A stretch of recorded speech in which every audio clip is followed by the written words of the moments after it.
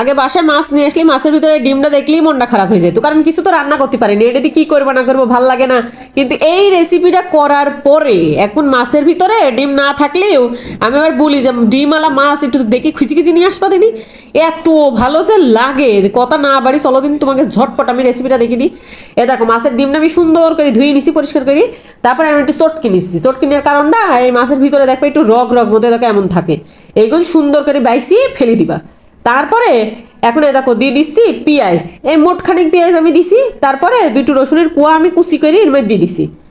আর এখন দিয়ে দেবো হচ্ছে পরিমাণ মতন লবণ। তুমি যে পরিমাণ মাছ নিবা, মনে করো মাছের ডিমটা নিবা, সেই পরিমাণ মাছের ডিম অনুযায়ী তুমি লবণটা দিবা। দিয়ে দিলাম সামান্য একটু আদা রসুন বাটা, সবগুলি কিন্তু পরিমাণ বুঝিয়ে দিবা। আর দিয়ে দিলাম একটা মুরগির ডিম।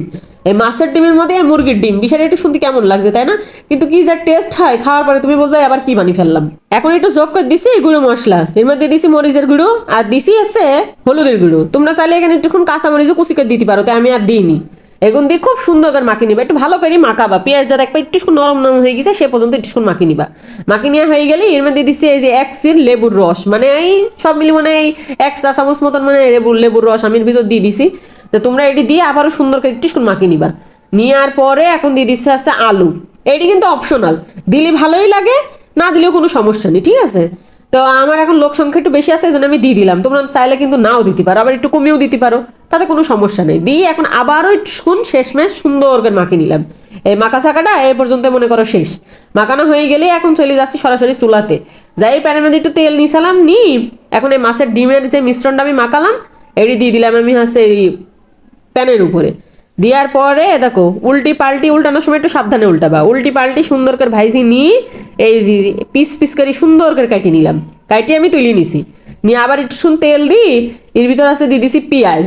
পেঁয়াজটা দিয়ে একটু কয়েকটা দিয়েছিলাম হচ্ছে জিরি দিই, আবার একটু আদা রসুন দিলাম। তখন তো আমি দিছি, সেই পরিমাণটা মাথায় রেখে এখন আবার একটু দিয়ে দিলাম। আদা রসুনটা দিই সুন্দর করে কিন্তু একটুক্ষণ ভাইজে নিতে হবে, না হলে একটু গন্ধ বন্ধ করতে পারে। হ্যাঁ, ভাইজে নেওয়ার পরে এখন আবার দিয়ে দিলাম হচ্ছে হলুদের গুঁড়ো, তারপর মরিচের গুঁড়ো, তারপর ধনিয়ার গুঁড়ো, এগুলো সব গুণ দিয়ে দেবো না। আর দিয়ে দেবো না ওই যে এলাচ আর দারচিনি একটুক্ষণ দিয়ে দেবো না, হ্যাঁ অল্প পরিমাণে। এই রান্নাটা কিন্তু কোনোভাবে তুমি স্কিপ করবা না, এটি একবার অবশ্যই করি খাবা। আর করি খালি আমাকে কিন্তু অবশ্যই জানাবা। আর একটা শেয়ার দিয়ে রাখবা, না হলে কিন্তু হারিয়ে যাবে। পরে যখন মনে হবে যে রান্নাটা একটু করি খাবো, তখন কিন্তু তুমি ভুলে যাবা। আমি সব গুণ দিয়ে দেওয়ার পরে হালকা করে একটুক্ষণ পানি দিয়ে দিলাম। আর এই প্যানটা যেটিতে আমি রান্না করছি এটিতে ওই মাছের ডিমগুলো মানে একটুক্ষণ ফুলি উঠিস তো ধরতেছিল না, এই জন্য আমি এই কড়াটা আবার একটুক্ষণ চেঞ্জ করে নিচ্ছি, বুঝেছো? তোমরা আবার কিছু মনে করো না। তো যাই হোক এখন পানিটা দিই, তারপরে মশলা কষিনি, ওর মধ্যে আবার একটুক্ষণ পানি দিয়ে দিছি ঝোলের জন্য, দিই তারপরে এই ডিমগুন দিয়ে দিছি।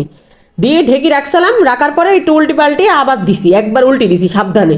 দিয়ে তাহলে সব দিকে একটু সুন্দরভাবে রসগুন ঢেকে যাবে না। তারপরে দেখো ধনিয়ার পাতা দিছি, আর একটু কাঁচামরিচ দিছি, দিয়ে দেখো নামিয়ে নিছি। এই যে কি স্বাদ, তুমি না করি খালি বুঝবাই না। তো সবাই ভালো থাকো, আল্লাহ হাফেজ।